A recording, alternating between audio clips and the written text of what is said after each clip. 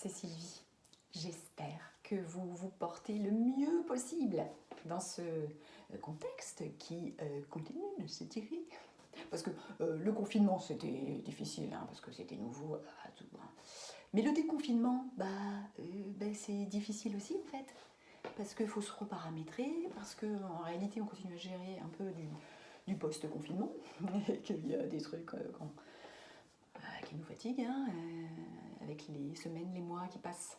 Je me suis dit, je vais essayer de faire un petit peu plus court, parce qu'on est ultra sollicité, et toujours avec le principe de mouiller ma chemise, parce que je ne vaux pas plus que quelqu'un d'autre. Et aussi de correspondre aux 4 B du bien, du bon, du beau et du bio. Et je veux partager avec vous quelque chose que je fais depuis quelques années, 5-6 ans maintenant, que je fais avec ma maman. Histoire de n'avoir aucun regret. Et parce qu'elle a une maladie grave, et parce que la mémoire s'étiole de manière évolutive et plutôt très rapide. Et tout ça avec le vieillissement et tout l'amour qu'on peut éprouver, que j'éprouve pour elle. Tout ça fait que c'est pas toujours facile à gérer. Et donc ce que je fais, à chaque fois que je vais la voir depuis des années, je la prends par la main, je l'emmène sur le canapé et je me branche à la pensée suivante. Et si c'était la dernière fois? Quand tu pars, je me dis à moi-même, Sylvie, quand tu pars, qu'est-ce que tu veux avoir fait? Qu'est-ce que tu veux avoir dit? Quelles questions tu as besoin de poser? Et quel amour tu as besoin de manifester?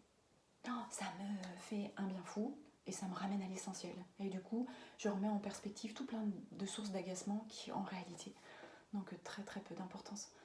Quand je les compare à toute l'indulgence et toute la patience qu'elle-même elle a eue, à nous veiller la nuit, à nous répéter 10 fois, 15 fois, 20 fois les choses, ce que je fais aujourd'hui. Voilà. Je suis numéro 4, moi, sur une famille de 5 enfants. D'ailleurs, c'est mon nom dans la famille, je suis numéro 4. Et mes enfants, c'est 10 et 12. Ça aide pour la mémoire. Bon, tout ça pour vous dire que ça ramène à l'essentiel, d'imaginer que les choses peuvent s'arrêter comme ça, que la vie, c'est précieux.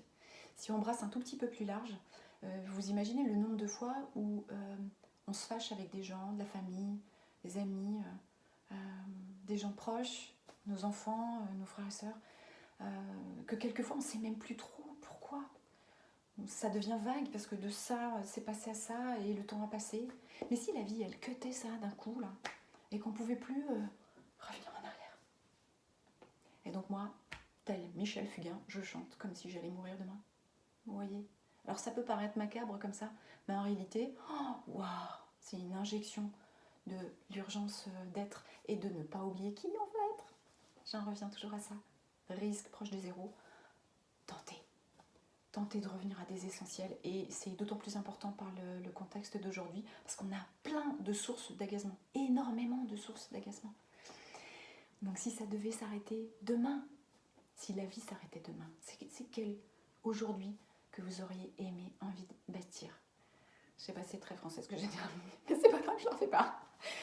N'oubliez pas qui vous voulez être. Je vous embrasse. Portez-vous bien. À ciao.